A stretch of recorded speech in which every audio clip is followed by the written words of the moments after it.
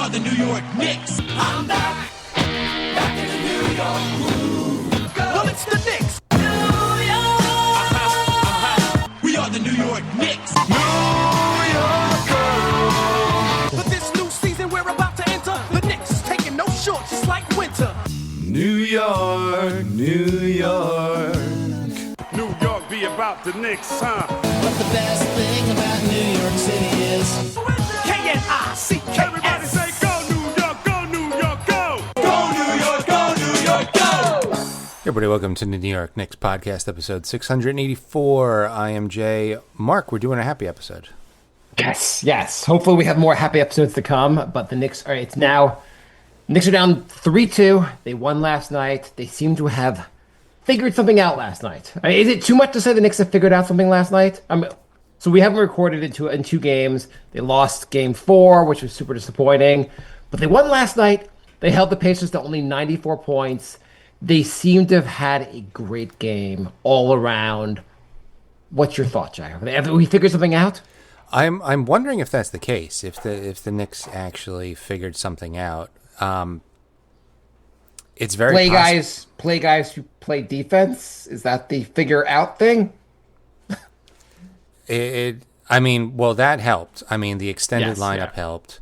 Because the guys looked a little less gassed at the end. Also, they have a lineup that just seems to be so good defensively that the Pacers are having trouble with it, which is nice.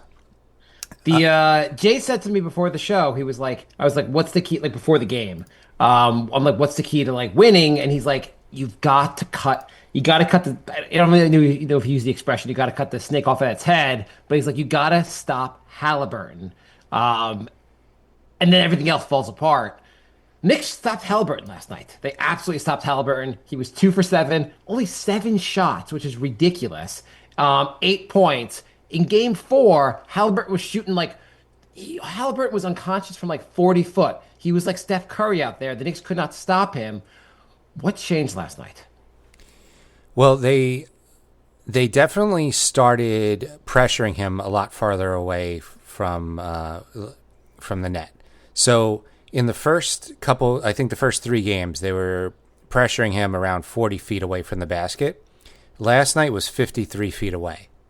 So that's pretty exact. You didn't just say like, you weren't like, they did a full court press on him. You're like 53 feet. I went to the court after and I measured where they started. Somebody I don't know, had those numbers and posted them. So, just an extra, like there was a few times where they were pressuring him so much he would have to give the ball up. They don't have other like play creators. Like Siakam's a very good player, but he's not gonna set up an offense, and nobody else on the team can do that. So if you chop the head off the snake, then everything changes. I also think that Nesmith getting hurt, I guess he was hurt. I don't know. He played and then we didn't see him again for like the second half. I don't know what happened, but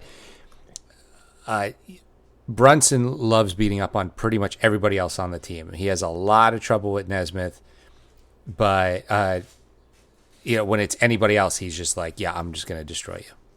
Right. I think also as Tibbs has gotten more comfortable with the extended lineup, like one of the things you have to worry about, if everyone has to play 40 plus minutes, you have to worry about the lineup getting gassed, and it's hard to do a full court press against Halliburton if you're like, well, we need to preserve our legs. And I know Jay had said that off the show also we had talked about it, and he thought OG should be guarding him. I don't know if OG also is. I kind of want OG on Pascal Siakam. Siakam has been kind of burning OG anyway. So there was one play in the game where somehow Shamet was on Siakam, and you're like, this is a huge mismatch. And then Shamet gave Siakam so much problems. I was like, wow, is Shamet also the best guy to cover Siakam? This is ridiculous.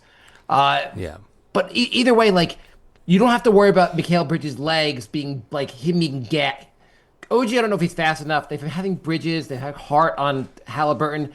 You don't have to worry about those guys as much if they're going to play 33, 34 minutes. If you can bring in DeLon Wright, if you can bring it Shamet. I cannot believe these guys.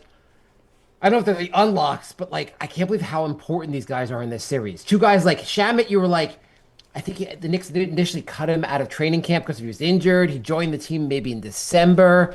DeLon Wright was DeLon Wright was in the Jericho Sims trade.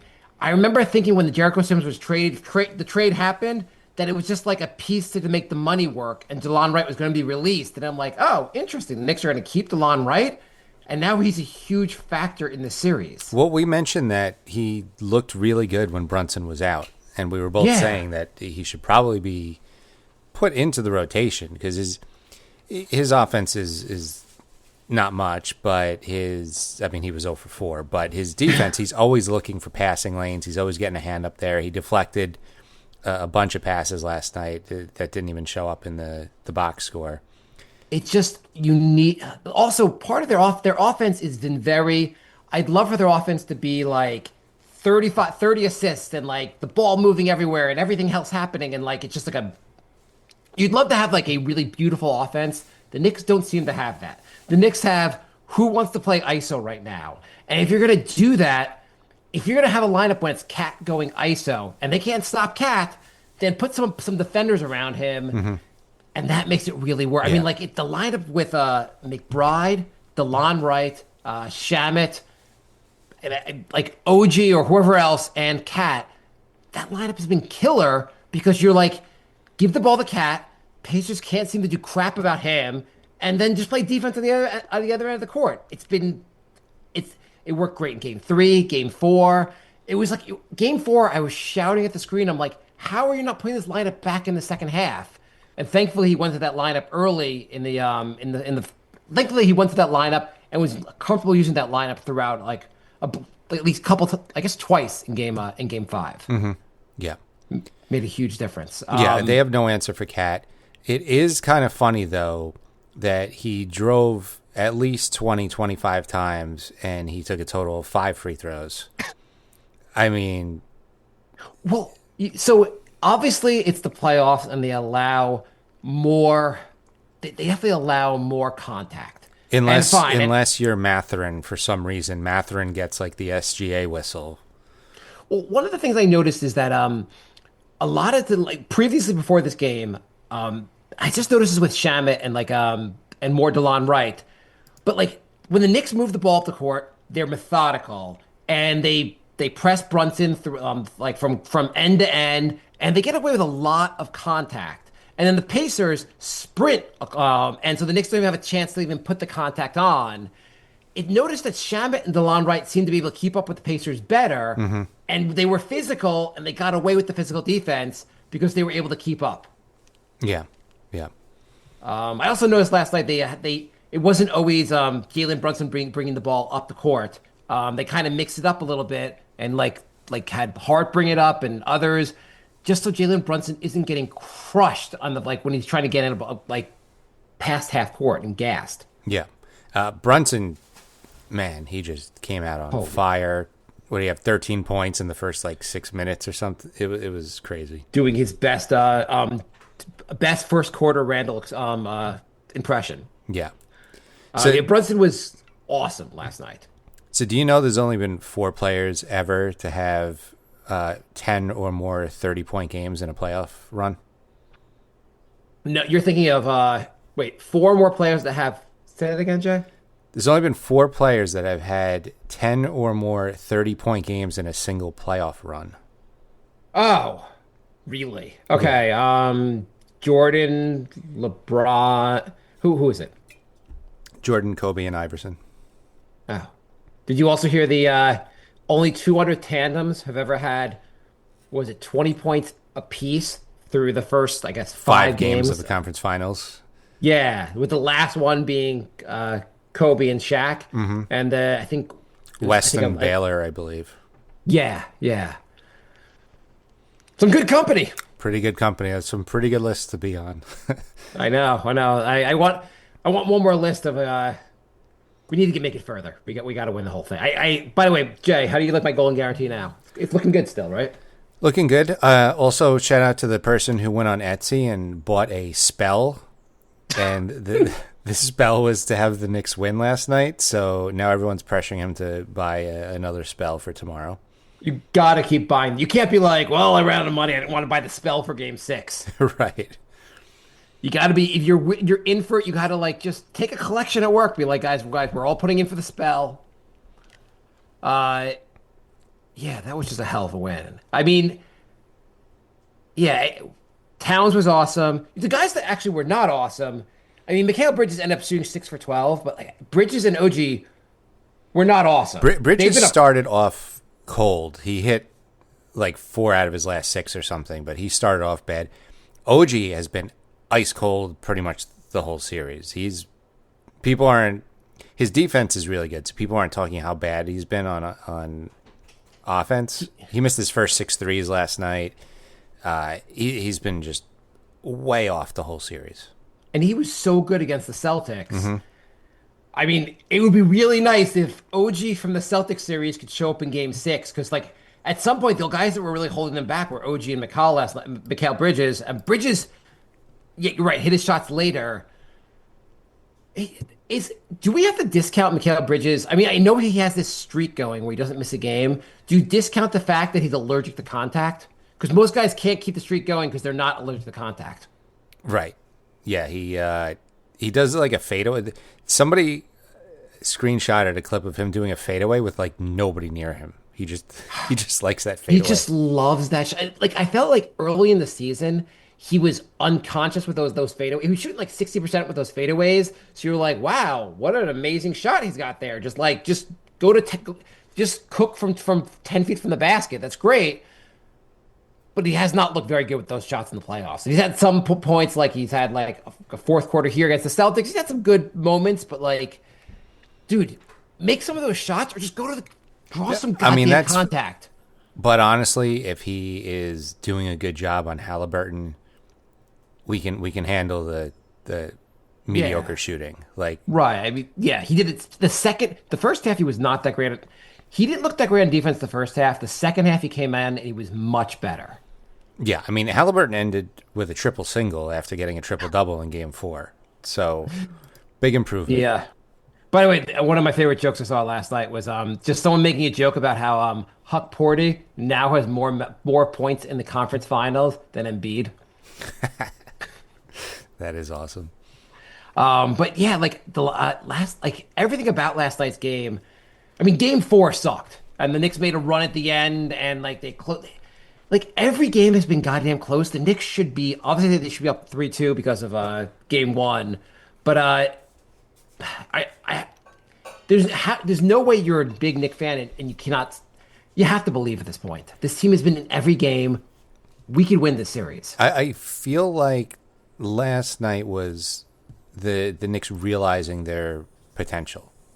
And there was still room for improvement because Bridges and OG could have been better. Wright could have hit a few more shots. So, like, there's still room for improvement, but I feel like this is more the way the offense is supposed to look.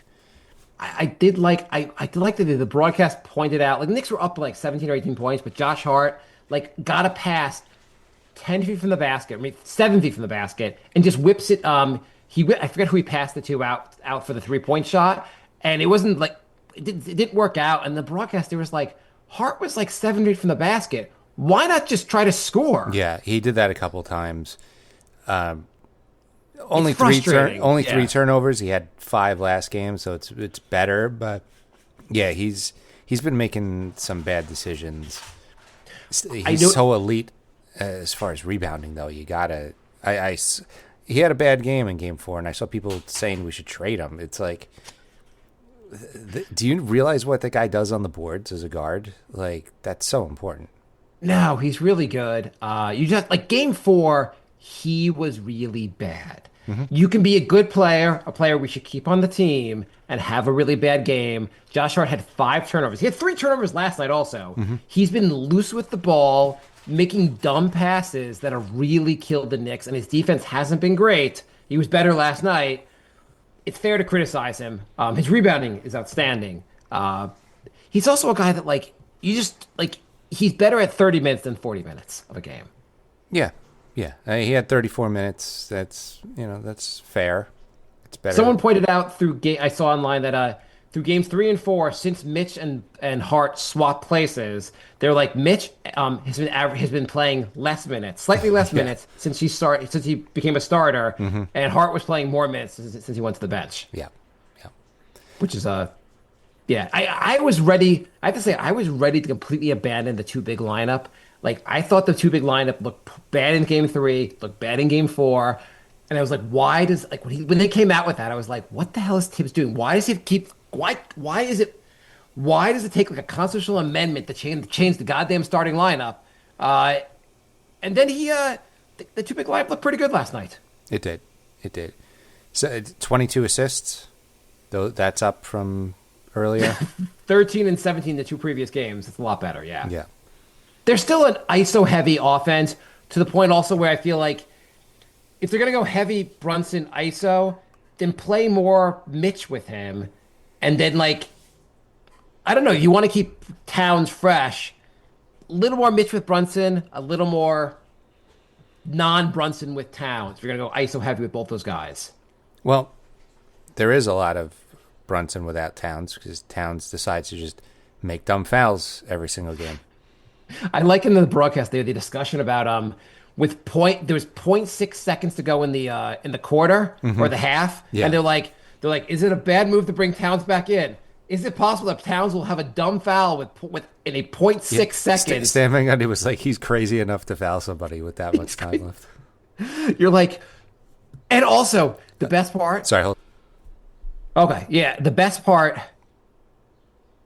Damn it, Jay got a phone call. He hit pause, and now I forgot what the best part was. The best part of the 0.6 seconds. Oh, the best part of the 0.6 seconds was it was the Knicks ball. It wasn't like even the Knicks were on defense. Right. They're like on offense. He's going to commit an offensive foul. It was such a... So we were doing a shortened show today. We're going to do another reaction show after Sunday night's game. We're going to do another reaction show on Sunday after Saturday night's game. What are the keys to winning the next game Saturday night? Well, it's definitely shutting down Halliburton again. Yeah. And how do you do that, Jay? I guess we're going to try to pick him up much earlier, like we did last game. Constant pressure the entire time. I don't think he was used to that. I don't think he liked that, and I think it completely threw him off. And I think it will again if they do it again. So right. I think also you have to go to DeLon and Shamet. You have to be more willing to go to those guys to like help out with that. Yeah. So that and just being more careful with the ball because the Knicks had a 20-point lead. It got caught. It went down to 10 really quickly, and there was like 3 turnovers in that span. And I know all of Knicks fans were freaking out at that point, even though they were still up by 10. Well, the Knicks went up to like by 14 near the end of the first half. They won, but they had the defensive lineup in with Towns cooking, and then they were like, okay, bring back in the starters, and then the lead got cut in half, and I was like, what? Why won't we just leave the lineup that's working? I know, I love Brunson, but just leave this lineup in there if it's working. I know, but can you imagine if they lost the game and people are like, yeah, we have Brunson and Towns, and Tibbs decided to play Shamet and Wright in the conference finals? Like, that's like an instant firing. Right. Also, by the way, like, okay, now we're going to game 6. Like, please just stop. Tibbs is going to be here next year. Stop saying he should be fired. Whatever, like, you can question things that Tibbs has done. He's got us pretty goddamn far. This is the furthest we've gone. I mean, I don't think we lose 4-1 in like 2000. I forget what the series was in 2000. But I think they now have the most wins they had since 1999 now. Right. Tibbs is going to be here. He has this team, whatever his play calling ineptitude is or like uncreativeness, he gets this team more motivated than most coaches get their teams motivated. He has these guys playing insanely hard. This is a fun team, and a big part of the reason it's a fun team is because of Tibbs. Yeah. Yep. Yeah, they could lose by 50 tomorrow, and Tibbs is still going to be around. So start rooting. But they're not going to lose by week. 50. They're not going to. Why would you say that out loud, Jay? I'm just telling the people who are rooting for the Knicks to lose because they don't like Tibbs. Like it's a wasted effort because he's here. They're in Game 6 of the conference finals. He's a lock now. So they lost in Game 6 in 2000. Oh, okay. You know who's not rooting for the who's not rooting against the Knicks? Mm-hmm. The NBA. Do they really want to see the Pacers versus OKC. Bill Simmons on his podcast today made a comment about like the 2002 conference finals where the Lakers came up big in Game 6 against Sacramento because the NBA probably didn't want to see Sacramento. Who are they playing that year? Against the Nets. The Nets. In the finals. Yeah. I mean, that was the first year I'm like, oh, the NBA is 100% rigged. There were a lot of fouls called. Anyway, I don't want the Knicks. I want the Knicks to win, honestly. But if you want to give an extra foul on Miles Turner early, no problem. Maybe keep an extra eye on Halliburton. I would not shed a tear if he had one foul the entire game.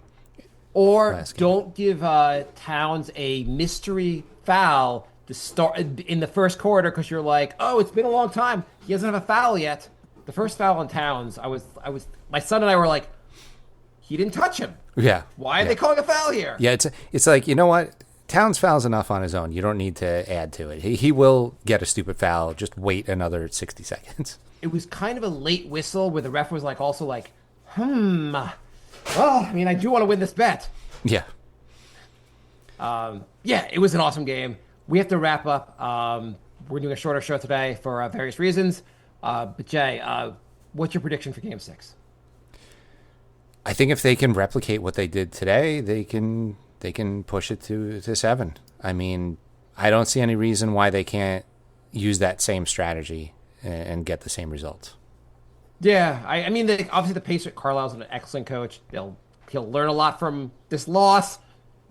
But, yeah, I don't know. I don't think he has an answer for a Knicks team with more depth.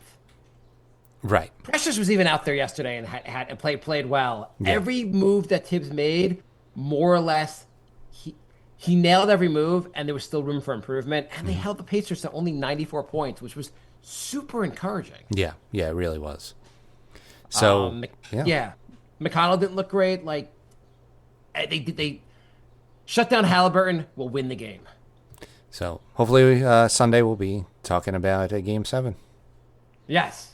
We got a lot of positive energy ahead of us. And remember, I made a golden guarantee the Knicks are going to win this series, and I do not disappoint with my golden guarantees. There you go. Also, I have a new lucky shirt, by the way. Just letting you know. God, don't enough with your lucky shirts.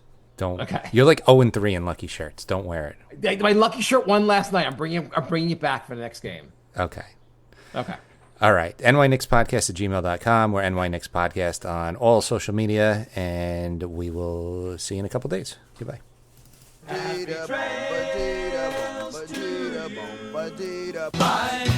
love. Goodbye, everybody.